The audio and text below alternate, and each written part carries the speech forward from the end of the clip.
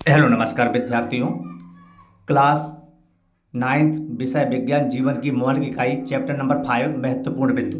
Robert Hooke ने सर्वप्रथम कोश का शब्द का प्रयोग किया था बच्चों। तो प्रश्न आ सकता है कि मतलब कोश का शब्द का प्रयोग सबसे पहले किसने किया।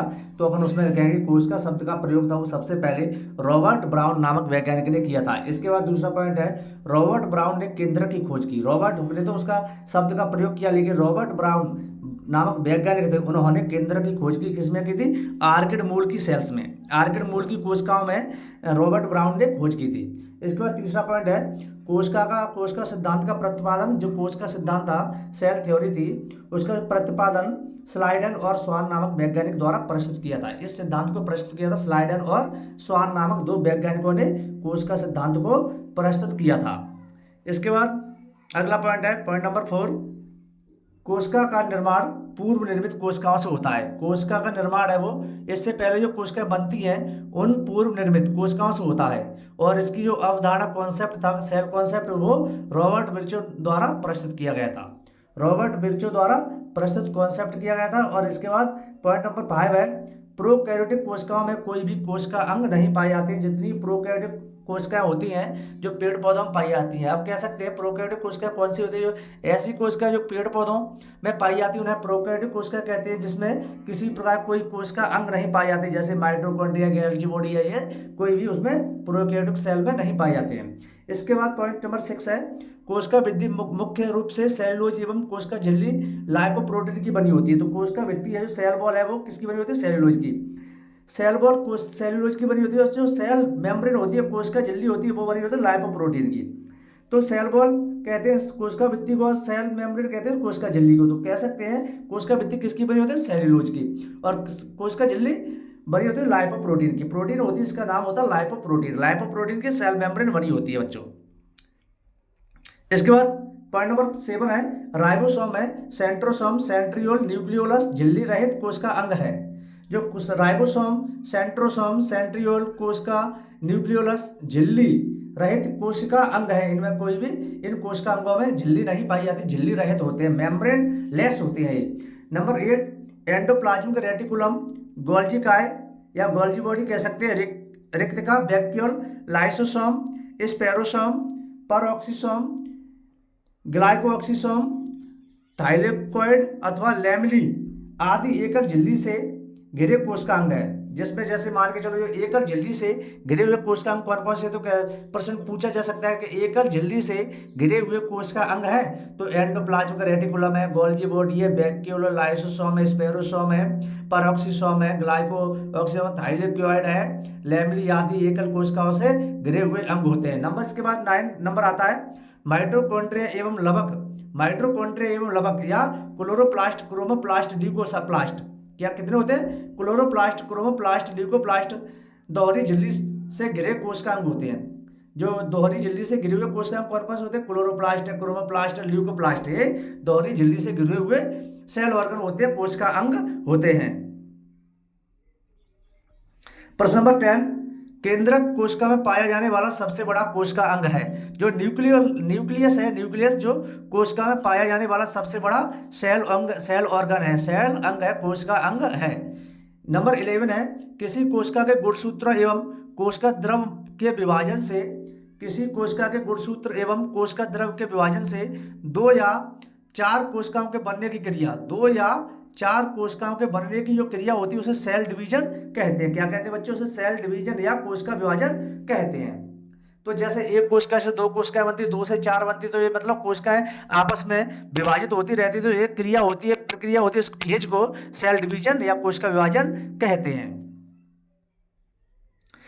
इसके बाद आपके प्रश्न है बहुविकल्पी प्रश्नों के बारे में बात करेंगे। वन वर्ड मतलब टिक द करेक्ट ऑप्शन, बहुविकल्पी प्रश्न। तो देखते हैं पहला प्रश्न बच्चों इसमें कौन सा है। वेरी वेरी मोस्ट इंपोर्टेंट प्रश्न है ये, आपको पेपर में 1 नंबर पूछा जा सकने वाला प्रश्न है। तो कोशिका की खोज किस वैज्ञानिक ने की थी? मैंने आपको पहले ही बता दिया था कि कोशिका की खोज, इसमें ऑप्शन दिए हुए हैं रॉबर्ट हुक ने, रॉबर्ट ब्राउन ने, लिनियस ने, लेमार्क ने। तो कोशिका की खोज की थी बच्चों रॉबर्ट हुक नामक वैज्ञानिक ने। आपका ये ऑप्शन बिल्कुल करेक्ट ऑप्शन है, रॉबर्ट हुक नामक वैज्ञानिक ने कोशिका की खोज की थी। और कब की थी? 1665 में रॉबर्ट हुक नामक वैज्ञानिक ने 1665 में इसकी खोज की थी। और एक कहाँ पे उन्होंने एक अपनी स्वयं की एक स्लाइड बनाई थी, उसमें इसकी खोज की थी। अगला प्रश्न नंबर 2 है इसमें, कोशिका का आत्महत्या का थैला किसे कहते हैं? कोशिका को आत्महत्या की थैली किसे कहते हैं? इसमें ऑप्शन दिए हुए माइटोकॉन्ड्रिया को, केंद्रक को, लाइसोसोम को, राइबोसोम को। तो इसमें आपका करेक्ट आंसर है लाइसोसोम को। लाइसोसोम को कोशिका का आत्महत्या की थैली कहा जाता है। अगला प्रश्न है, सूक्ष्म जीवों को देखने के लिए उपयोग किए जाने वाला उपकरण कौन सा है? जैसे छोटे छोटे जीव होते हैं, माइक्रोस्कोपिक एनिमल्स होते हैं, उनको देखने के लिए किसका उपयोग किया जाता है? दर्पण, लेंस, दूरबीन, सूक्ष्मदर्शी। आपके 4 ऑप्शन है, इसमें 4 ऑप्शन में आपका सूक्ष्मदर्शी करेक्ट आंसर है। सूक्ष्मदर्शी का उपयोग करते हैं माइक्रोस्कोपिक एनिमल्स को देखने के लिए। इसके बाद प्रश्न नंबर 4, कोशिका झिल्ली बनी होती है, सेल मेम्ब्रेन होती है, वो किसकी बनी होती है? मैंने आपको पहले बताया था सेल मेम्ब्रेन किसकी बनी होती है। तो सेल मेम्ब्रेन है लिपिड की, लिपिड से, प्रोटीन से, लिपिड प्रोटीन से, सूक्ष्मदर्शी। तो सेल मेम्ब्रेन होती है बच्चों, वो लिपिड और प्रोटीन से बनी होती है। तो कह सकते हैं सेल मेम्ब्रेन किसकी बनी होती है? लिपिड व प्रोटीन दोनों से सेल मेम्ब्रेन का फॉर्मेशन होता है, इनसे बनती है सेल मेम्ब्रेन। अगला प्रश्न है, यदि किसी कोशिका को अतिपराशरी विलयन में रखा जाता है, यदि कोई सेल है उसको अतिपराशरी विलयन में रखें तो क्या परिवर्तन होगा? सिकुड़ जाती है, फैल जाती है, नष्ट हो जाती, कोई परिवर्तन नहीं होता है। तो कोशिका को अतिपराशरी विलयन में रखेंगे तो क्या परिवर्तन होगा? मैंने पिछली वीडियो में बता दिया है। यदि आपको इस प्रश्न का उत्तर आ रहा है तो कमेंट बॉक्स में इसके उत्तर को जरूर लिखें। प्रश्न नंबर 5 का ABCD कौन सा सही है उसको जरूर बताएं। अगला प्रश्न है, मानव शरीर में पाई जाने वाली कोशिका होती है, मानव शरीर है जो कौन कौन सी कोशिका पाई जाती है मानव शरीर में? 2 प्रकार की कोशिका होती है, यूकैरियोटिक कोशिका और प्रोकैरियोटिक कोशिका। इसमें आपके ऑप्शन है प्रोकैरियोटिक कोशिका, यूकैरियोटिक कोशिका, पादप कोशिका और सभी। तो मानव शरीर में कौन सी कोशिका पाई जाती है? इसका सही आंसर आपका यूकैरियोटिक कोशिका, बी ऑप्शन आपका करेक्ट आंसर है, क्योंकि यूकैरियोटिक कोशिका होती है वो मानव शरीर में पाई जाती है। प्रोकैरियोटिक सेल होती है वो प्लांट एंड प्लांट्स में पाई जाती है, ट्रीज एंड प्लांट्स में पाई जाती है बच्चों। प्रश्न नंबर 7 है, पादपों की कोशिका भित्ति बनी होती है, पादपों की कोशिका भित्ति है जो ट्रीज एंड प्लांट्स होते हैं उसकी सेल वॉल बनी होती है, किसकी बनी होती है? सेलुलोज की, प्रोटीन की, लिपिड की, कार्बोहाइड्रेट्स की। तो पादपों की सेल वॉल होती है वो सेलुलोज की बनी होती है बच्चों।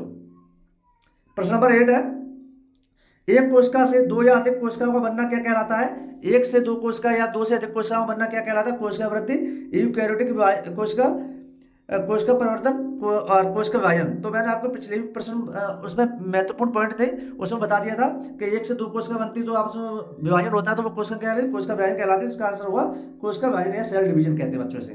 क्या कहते हैं? Cell division. प्रश्न नंबर 8 है बच्चों, रिक्तका पाई जाती है, रिक्तका किसमें पाई जाती है? पादप कोशिका में, जंतु कोशिका में, जीवाणु में, प्रोकैरियोटिक कोशिका में। तो रिक्तका होती है वो किसमें पाई जाती है?